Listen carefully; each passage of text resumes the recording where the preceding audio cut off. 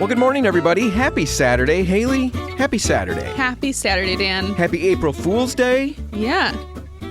Well, I hope. Cheersing? Well, See the water bottle. Nobody can see, but I'm toasting Haley with my water bottle. And I paused because I just realized that if anybody out there was planning April Fool's jokes on their family, and they're all gathered around the radio right now listening, because that's it's very likely. Very likely. Yes. That's how most people do this and listen to the show early on a Saturday morning.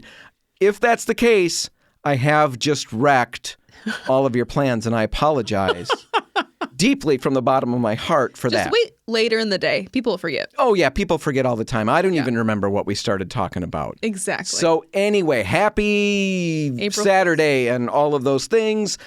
You're listening to the Repcolite Home Improvement Show, sponsored by Benjamin Moore. And we've got all kinds of things planned today. We're going to be focusing on April Fool's Day just because it's really fun. We only get to do it once every year. And we found out that it's got kind of an interesting history that I would have never even thought to dig into. So I think everyone will learn something. Everybody's going to learn. That's the way it is on the Repcolite Home Improvement Show. We open our mouths and everybody learns, right? Learns what not to do. We're going to be talking about April Fool's Day. We're also going to be talking about the color of the year. Yes. For 2023. We've talked about that, but we're going to talk about it again because we've got more information. We've got more information. We didn't like it in the beginning. Well, and now Haley has so warmed up to it, she has painted her entire interior raspberry blush, right? Yeah. Yeah, they wear blindfolds everywhere they go, but we're going to hear all about that. Seriously, we've got good stuff with that. We're also going to be talking about a really fun quote that I ran into this week. And I'm not going to say much more about it other than give you the quote. The quote is, if something is worth doing, it's worth doing poorly. I really like it. Yep. I didn't like it in the beginning. I like where it goes. We're going to talk about that at the end. But right now, let's get to April Fool's Day, because do you know any of the history behind it? No, I honestly never thought to question it. And I'm really thankful that you looked into it because I think it's actually fascinating. It's really interesting. We run around every year making fun of people, playing jokes on people, pranking people. I shouldn't say making fun of people because that might hurt feelings.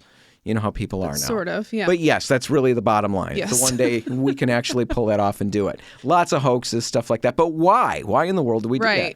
Well, there's a number of different possibilities. You know, nobody's really sure, but there's some really good ideas out there. And the best one, my favorite one, dates back to 1582 in France. Which is not what I would expect, honestly. What would you have expected? I think I would have thought that it was more recent than that. Mm-hmm. And when you explain why, it makes sense. Yeah, so 1582, here's what was going on, here's how it happened. Right. France switched in 1582 from the Julian calendar to the Gregorian calendar. Yes. Now, all you need to really know about this is that the Julian calendar was being used and it was replaced because it was inaccurate. They didn't have Wednesdays. And no, that's not true. That would be really funny. We forgot Wednesday, and we've been running this for so long. No, the deal was it wasn't accurate. It had added, like a bunch of leap days. It added extra leap days. Yeah. It just every 4 years there was a leap day, and it was too frequent. So they switched to the Gregorian calendar finally. Sure. And the Gregorian calendar isn't perfect, but it's much better. And I think when the switch happened, people lost 10 days. Like 10 days were lost in the process. Wow, and we get mad for daylight savings time. Oh, yeah, can you imagine? 10 days, gone. But anyway, the switch takes place, but it's not instantaneous, because the world is not connected by the web or stuff like that. Right, so it'd take a long time. 300 years to get everybody on the same page. Jeez. Yeah. Can you imagine it'd be really to funny. Schedule things? Yeah, if we had switched other calendars in that meantime. I finally get on the Gregorian calendar and find out they're on the Dan calendar or something. But no, Gregorian calendar, it's what we're on now. It's not perfect, but it's better. Yeah.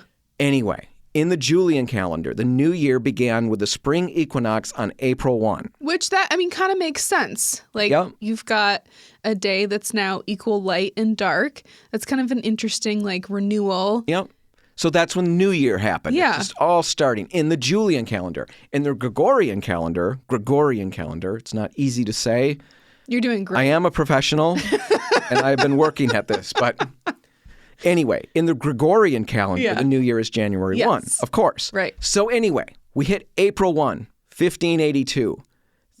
The people who have not adapted to the Gregorian calendar are celebrating. Yeah. They're running around with their party clothes on. Being ridiculous. They've got the little streamer things and that little thing that you put in your mouth and you blow and then it unfolds. The noise makers. What's that one thing? I don't know what they're actually You know what I'm talking about, though? The little paper thing? Everyone knows. They're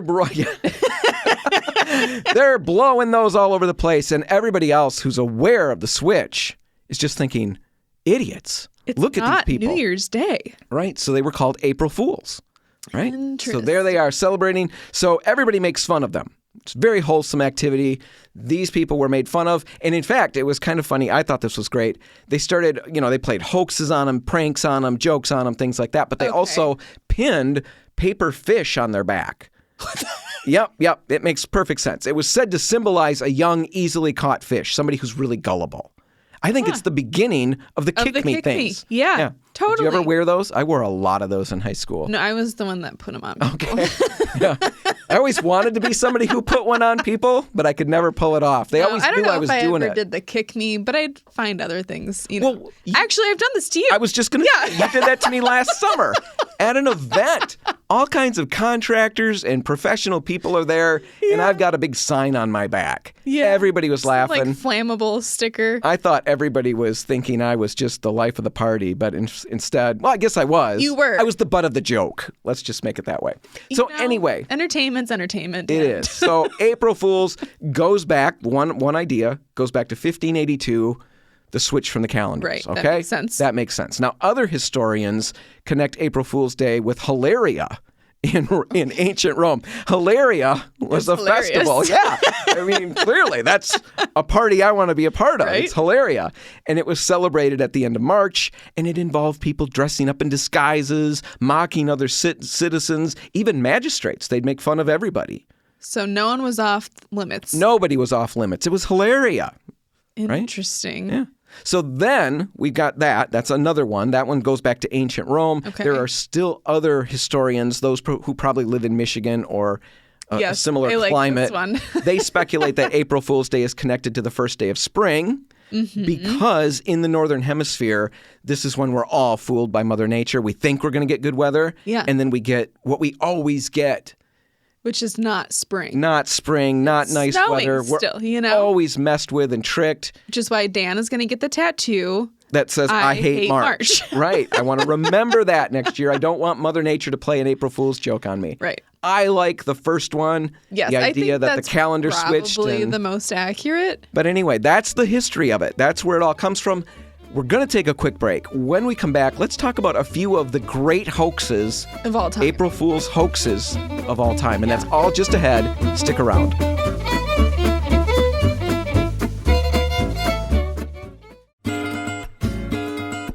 And we're back. You're listening to the Repcolite Home Improvement Show, sponsored by Benjamin Moore, on this April Fool's Day extravaganza. Yeah. Just talked I don't think we've ever celebrated April Fool's so thoroughly. No, I'm an April Fool, if ever there was one. And I'm all about celebrating.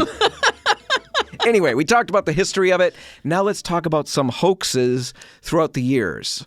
I've been pranked severely. My dad, that was always big to him, to trick us into things, but he did it all year round. So I really, was going to say, your dad was kind of a constant prankster. Yeah, I shouldn't say was. He still is. Yeah, true. Dad, we haven't moved past. We know you're still with us. Anyway, April Fools. Dad lives it all year round. Yes. But lots of things have happened to me. But I am stunned at some of the pranks that have happened throughout the years. And let's just look at a few of them. Some of them we'll dig into a little more deeply because they're more funny. The first one that I've got, I don't know that it's terribly funny to me, but it's from 1856. And I like it because that means this was happening way back then already. Right. And in that particular instance, there was an April Fool's prank played by the Tower of London, the people running the Tower of London. They sent out invitations on official stationery. It had little wax seals and everything, which I love, so official. Looked very official, and they invited the people all around to come for the annual washing of the lions. So weird. Yeah, very weird. Apparently, there was a menagerie there.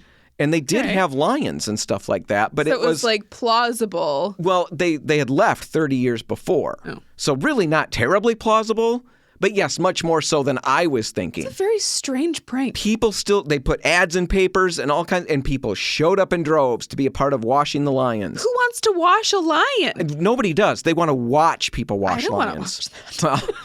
Well, back then, it was grittier, and people they didn't have TV. That was their reality TV right there, right? Right? The Romans had the Colosseum. Right. Here they watched the lions. That's crazy. Most of us go home after that, but not all. Anyway, 1856. I thought that was great. 1878. Here's another one. Thomas Edison, and this was in newspapers all over the place. Thomas Edison invents the food machine. The food machine. The food machine. Yeah. Right? He invented the phonograph in 1877. So he can invent anything. He can do it all. Right. A New York publication puts out on April 1 of 1878 that he's built a food machine that will turn dirt into food and water into wine. I love that. And people ate it up. They bought into it. Newspapers picked up the story and ran with it, congratulating Edison. Insane. Oh, yeah, I think it's great. 1878, the food machine. 1957, this one's really great, and this one I was aware of. The BBC reported that Swiss farmers, and they had a video that went with this, and we'll put a link in the show notes if you haven't seen it. Most of you probably have, but they reported in the BBC that Swiss farmers were experiencing a record spaghetti crop, and they show people picking spaghetti noodles, right, off of trees, off of bushes. They're laying them out on the ground to dry, or on tables to dry, and things like that.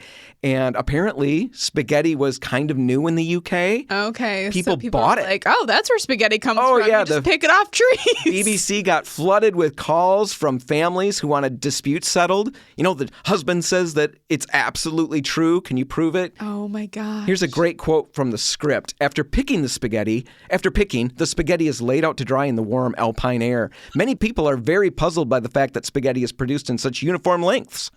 This is the result of many years of patient endeavor by plant breeders who succeeded in producing the perfect spaghetti. That's amazing. It's a great little spot. People bought it. Love that. Let's see here. There's one from 1962. Let's skip that one. It was the idea that you can watch your black and white TV in color by stretching pantyhose over it. Yeah. And there was a run on nylon stockings. Yeah. Oh, I want to watch in color. Yeah. I love this one. This one's mind-blowing to me. The eruption of Mount Edgecumbe. This is, next level. Yep. Sitka, Alaska. In 1974, the people of Sitka, Alaska awoke to a disturbing sight. Black smoke rising from the crater of Mount Edgecumbe. Mm-hmm. I don't know how to pronounce that, but that's my best shot at it. I think that's really good. A dormant volcano. All right. But now there's black smoke coming out of it. So everyone thinks that it's erupting. It's gonna blow. Yeah. Everybody freaks out. Impending doom is raining down on us. Turns out when they investigate, they send helicopters and scientists and who knows who out there. You know what caused it? Some guy pranked that entire town by making a volcano look like it was going to blow. He got tires and set them on fire. 70 old tires he dragged there. It took him 3 years to pull this off. He had this plan for 3 years. His name was Porky Bickers, which I think is hilarious. That's not his real name. It is his real name, Porky Bickers. That was part of the prank. I don't know. Porky Bickers or Porky Bicker. I don't know, but I like Bickers. I think that's even funnier. Anyway, he and his friends did this 3 years planning it out for the perfect conditions. How did you not get arrested for this? That's what I want to know. When you read the story, it's like everybody thought it was just hilarious. Even the responders. I can't, it was a whole different world. The 70s were crazy times. Anyway, faked a volcano eruption. I don't think you can beat that. Nope. Let's see here. I've got an English astronomer in 1976 announced on the BBC something called the Jovian-Plutonian gravitational effect. Well, you say enough big words, people believe it. Because of the alignment of these two planets or something, at 9:47 in the morning on April 1 of 1976, the Earth's gravitational the gravity of the Earth would be disrupted. Reduced. Yeah. And if you jumped at that exact moment, you would potentially feel like a hovering effect. And yes, they broadcast that. People bought it hook, line, and sinker. They got calls from people all over the place saying, I experienced it. Yeah, my whole living room started to levitate. One lady called and said we were all just sitting there, and the next minute we were floating. It was amazing. The power of suggestion. It is amazing. Let's talk about a few more just because I've got some great footage and stuff that I want to highlight and get that out there to people. 1992. This one was kind of funny.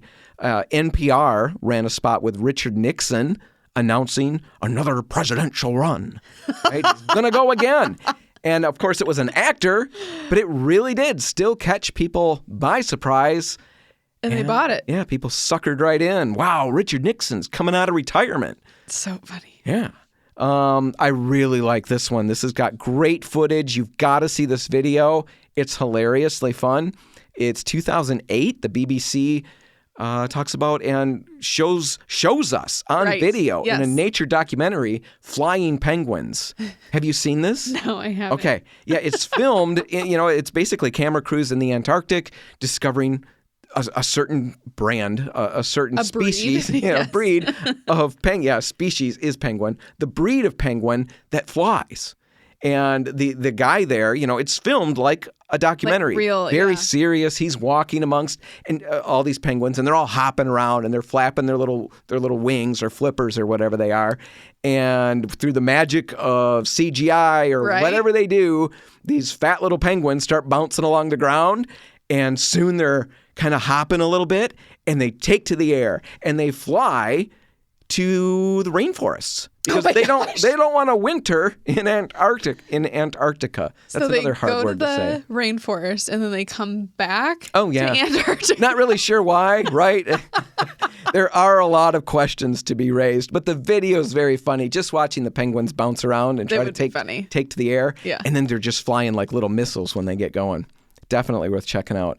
One last one. The president of the company, Dan Altina, is really big into this. Yeah. April Fool's is really fun to him. Prank. And he's wanted me for years on the radio to prank people. Mm-hmm. And I'm nervous too, because if you don't pull it off, you look like a dope. Right. Like if no one believes it, then it's like, well, right. Trying to pull. Right. You got to be really smart. And I know my limitations. But anyway, one time back in 2019, I ran an ad talking about new paint technology that we were working on in the plant in Holland. All kinds of new things mixed into this paint, super technological, super amazing. Yeah. And I told everybody in this little 1-minute spot that we were playing on stations everywhere, I told them that we partnered with Worcester Brush Company to create self-painting robo-paint. All right? So I talked about how the little vacuum cleaners. Yeah, like the little Roombas. Yes, Roombas. How they run around on your floor. Yeah. We are going to release in the upcoming weeks, I told everybody, brushes and rollers that will crawl all over your walls, and cut everything in perfectly. Right. If you use this paint with those tools, it's flawless. It's absolutely perfect. I thought it was so ridiculous. It took me 3 or 4 tries to even get something written that I thought was reasonable to throw out there. And I knew it was absolutely insane. I threw it out there and didn't think any more of it until the phone calls started. We got calls from people asking how much the paint was, where they can buy the tools. Oh, my gosh. I could not believe it. And what do you say? I know. How do you respond to people? Tell someone that you were just kidding? It was terrible. Yes, because you basically have to say, I can't believe you believed this. Oh, it's so awkward. It was very awkward. I never did it again, but I thought that was great. All of that to say, be wary today. Yes. If anybody's trying to sell you something, if it sounds too good to be true, today of all days, probably is. Most likely it is. All right. We're going to take a break, and the Detroit listeners are going to get a Repco Light Rewind from a year ago. It's a really good one. And the Grand Rapids listeners, you're going to get news and weather from today, not from a year ago. And then when we get back together, we're going to be talking about Benjamin Moore's Color of the Year, Raspberry Blush. We've talked about it in the past, but we're going to revisit it. And more importantly, we're going to focus on what can you do with it? Right. It's a crazy color. What can you do with it? We'll tell you, and that's all just ahead. Stay tuned.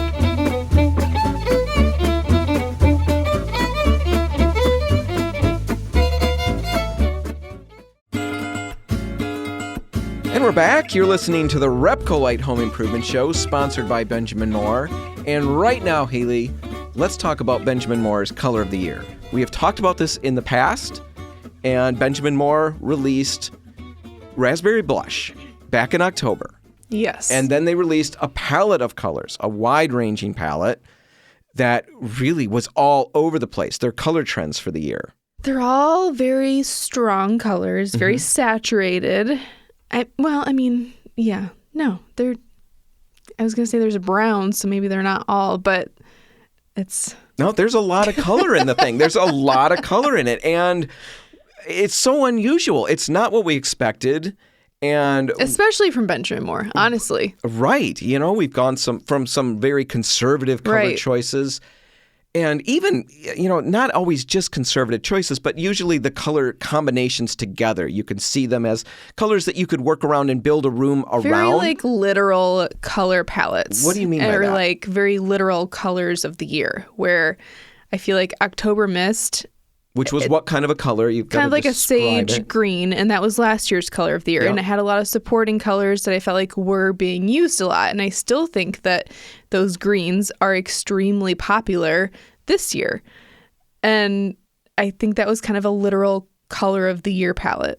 These are a lot of colors that people are really using a lot in their home right now. And it's a color palette literally in the sense of there's multiple choices where you could see this can be a trim color, this could be my wall color, this could be this color. It's a color palette where I can see combinations that will work together really well. Very literal in that regard. And then we transition to this year, and you're calling this a figurative color palette. Yeah. Because it's really, I would not call it a literal color palette or a literal color of the year.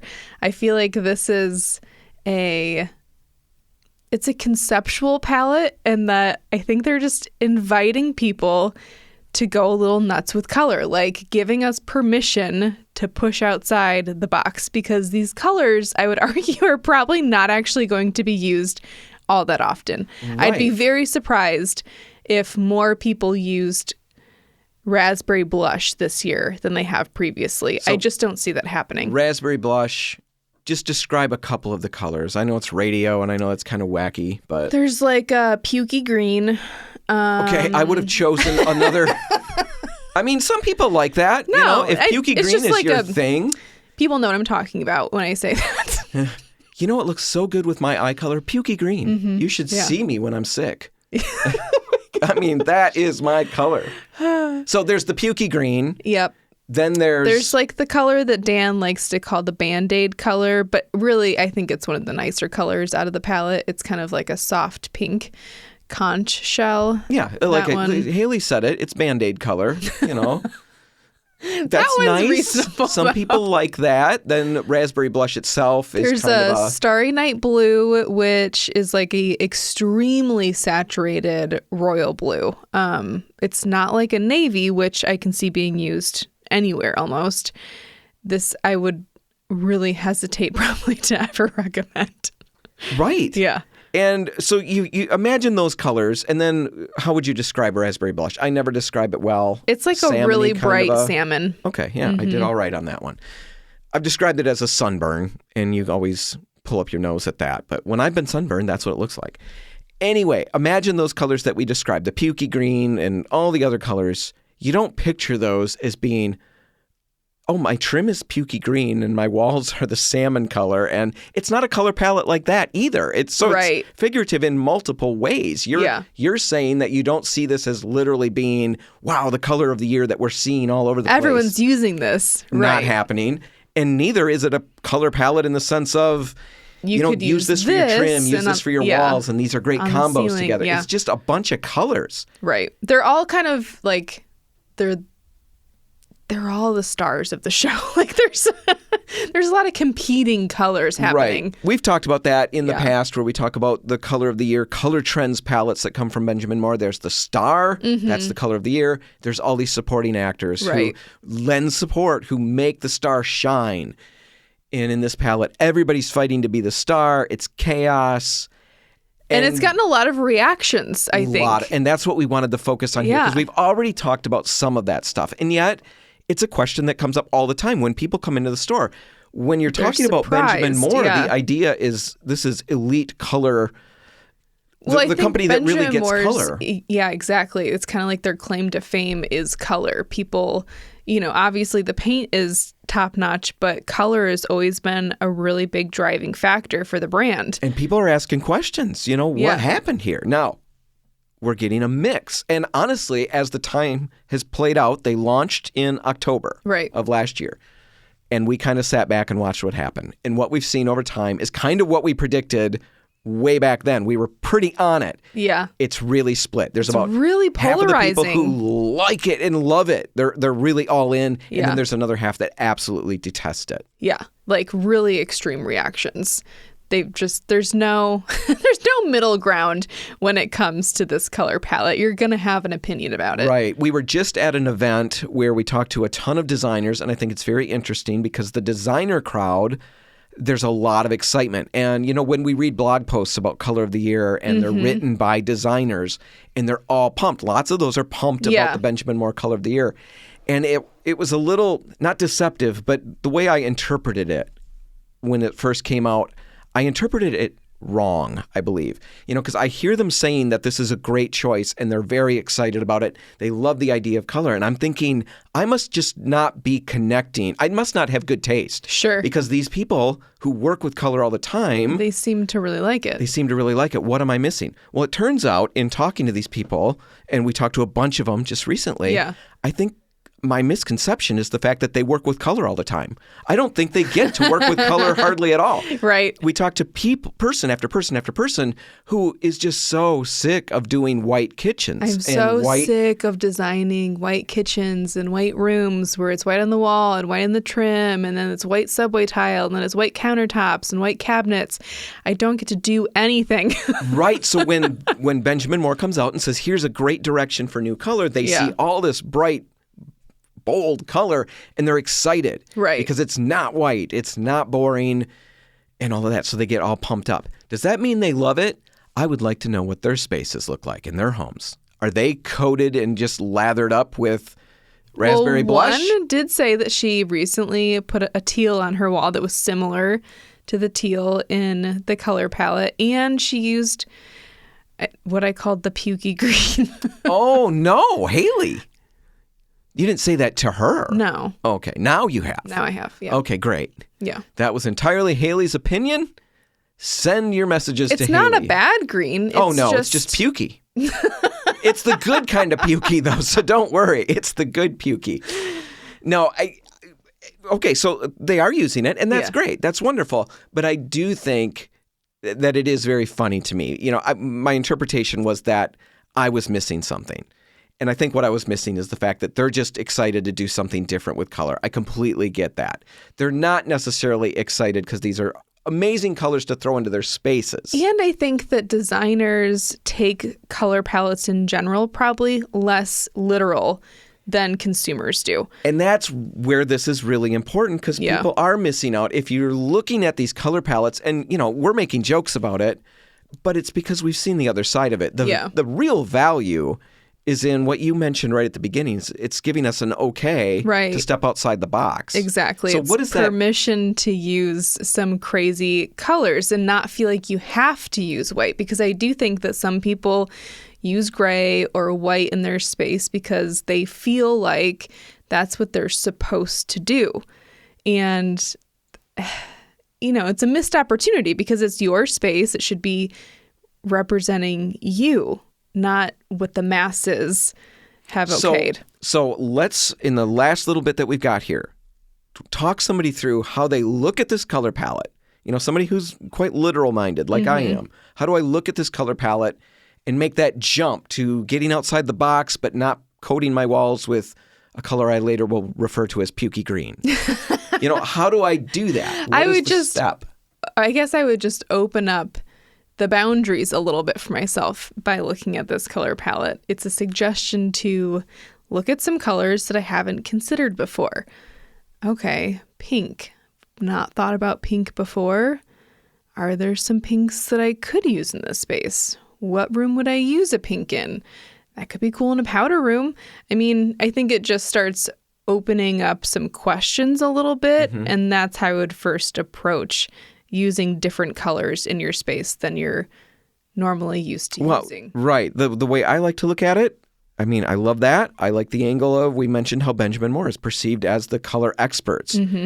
We don't believe, you and I don't think, believe that has changed since they've released this color palette. I still see them as they get it. They know what they're doing. Yeah. And if they can throw these colors out and show you rooms with these just over-the-top tones on the walls, Yeah. If I come up with something that's more muted or a little different direction, I can feel a little bit of confidence that I'm not going to be completely laughed out of my home when I'm done this. I haven't gone way outside of the realm of, intelligent considerations here.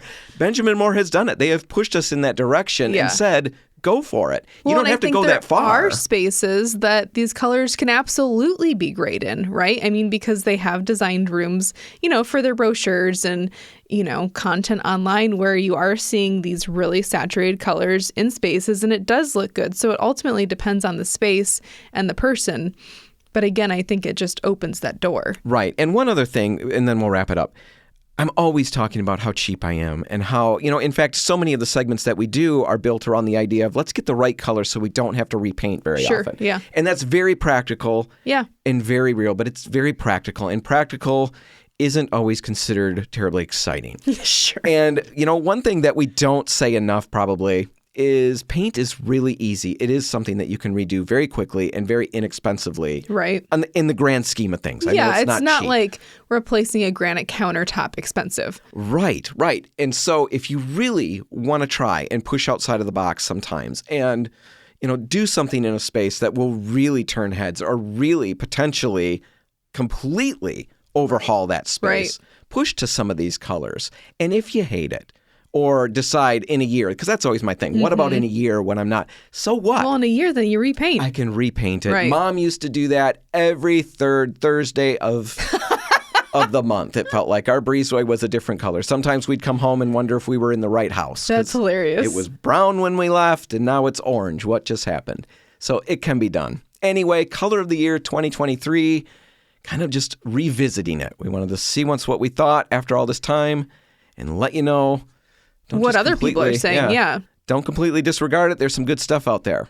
All right, we've got to take a break. When we come back, we'll be talking about that great quote that I found. Yes. If something's worth doing, it's worth doing poorly. I love that.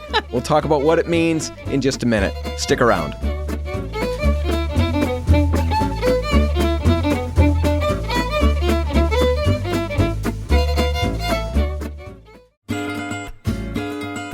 Well, Haley, if it's worth doing, it's worth doing poorly. How do you feel about that? I wasn't sure how to feel about it at first, but we've talked about it a little bit now, and I think I've come to love this quote. Yeah. You're listening to the Repcolite Home Improvement Show sponsored by Benjamin Moore, and that quote, if it's worth doing, it's worth doing poorly, is something I stumbled on the internet as I was perusing what the world had to offer me. I'm trying to learn some guitar stuff and heading to YouTube, looking at videos and stuff like that. And this guy comes on and he leads. First thing out of his mouth is, if it's worth doing poorly. And I thought, okay, I don't need this because I want to get to somebody who's going to help me do it well. Right.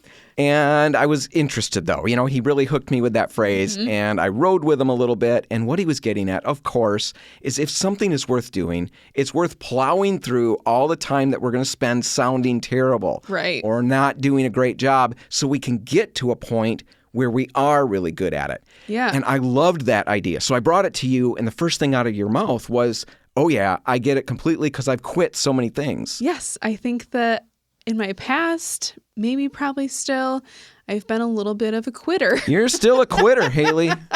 Hate to rain on your parade. I like being good at things. It's the perfectionist in me.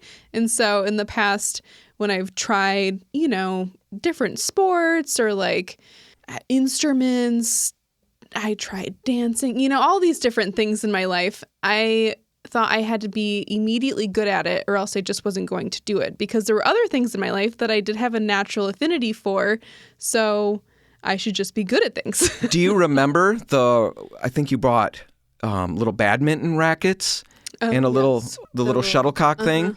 And you were all excited. We were going to have a lunch hour. Yep. And we were going to bat the things around and get some exercise outside. And I happened to be better at it than you. Yep. And you put them away. Better. Put them away in the little truck, and I've never seen them again. Never done that again. No, it's the same thing. That's exactly what you're talking about. Yes, absolutely. You want to be the best. And it's not led me to, great things. Well, right. Probably. And that's what I wanted to ask. How do you feel about that? I mean, I've got plenty of things that I've quit too for the same reason. You start Sure. working on a story. Yeah. You know, I would write something. I was going to write the great American novel. And I got halfway through and I thought, this is garbage. Oh, yeah, totally. And I bailed. I've done that same thing. A lot of regret because I look back and wow, to build that steam up again, to get moving is Right. pretty tough.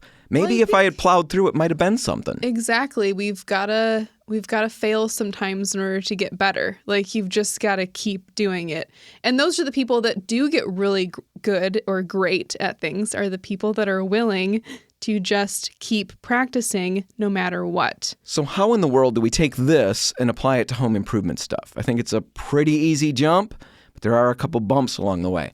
First off, you know, we've seen and met, you and I have talked to tons Yeah. of people who have said right off the bat, I'm not a handy person. I'm not good at that. I'm not a painter. I'm not this. I'm not that. And they just don't jump into things. Now, sometimes that's no big deal. I mean, there's people who just don't care. I don't need Sure. to paint it. I've got the money. I'm going to hire it done. Yeah. But a lot of the people I've talked to, it's been a frustration to them. It's a regret Yeah, that because they're not good at it. I think we all want to feel good in our homes. We want our homes to feel like ours and have our personal touch on them. And we're so much happier when we do feel that way, when we feel that pride of ownership, that things are exactly the way we want them to look or feel. And when you're holding yourself back, not getting to that place, it's just kind of miserable to live in that space then. Right. Now, sometimes it's exactly conceptual, like you said. Sometimes it's extremely practical and it's monetary. You know, I would like to be happier in my house, but I can't afford to have all these people come in and do all this work Right. for me. Or when something goes wrong and I've got to bring somebody in, now it's really, you know, stressful on the budget and stuff like that. And yet other people I see just fix it themselves. How do they do that? I think really it comes back to this concept. If it's worth doing, and I think we can all agree that a lot of these things are worth doing, then it's worth doing poorly. Now, I know that there's a little bit of a bump there. It's not really great to do all your plumbing poorly. Right. I understand that. That's we not don't something want to waste money. right. But I think you've got to be willing to jump in and sometimes not just do it poorly, but ask the questions too. You know, I guess the way I interpret that sometimes is it's not necessarily that I'm going to just do it bad, but that I might look dumb along the way. Right. That can still be the same kind of an idea. I don't Or want to I have to might ask everybody all make these questions. A simple mistake, you know, like, okay, I picked the wrong color paint this time. And that was a very simple mistake that so many people make. And it doesn't mean that you're not cut out for this. It just means that Well, right. I think that's great because gotta try again. how many people don't quit at that point? I've talked to a ton of them who just bailed. I did this project. The colors were wrong. I just don't. It's not my thing. Caroline Yeah. from Benjamin No, Moore, yeah, we one of know our friends, people that we've have had done her on that. the show. She said exactly that. And you got to encourage people, and we try to get back on the bike, get back on the horse, keep trying. And the thing is, yes, it's expensive at times. Sure. Yes, you make mistakes. Yes, it's embarrassing sometimes. Shouldn't be, but we're all human. I know what yeah, that feels exactly. like. But if you don't plow through these things, let's say it a different way. If you do plow through all of that, Right. what you're going to end up with a year from now are skills that you've developed that you're surprised that you have, a house that looks better than you thought it was going to, and a future that looks a little happier because you got all these things you can do. Well, right. And not just things that you can do now, but you can do later again and again and again. You can repaint that room when you get sick of that color, or you can tackle the kitchen project that you've been holding off on. You know, it's not just this one living room project that you're bailing on. You're bailing on all of the rooms in your house at that point because you've decided that you just can't. If it's worth doing poorly. It's worth plowing through all of that. I think it's good words to live by. I think so. So you're going to quit quitting? I'm going to try to quit quitting. All right. Well, we're going to have to quit for the day, though. This is all the time we've got. We're going to have to wrap it up. If you want to catch this one again, you can find it online at repcolite.com. I'm Dan Hansen. I'm Haley Johnson. Thanks for listening.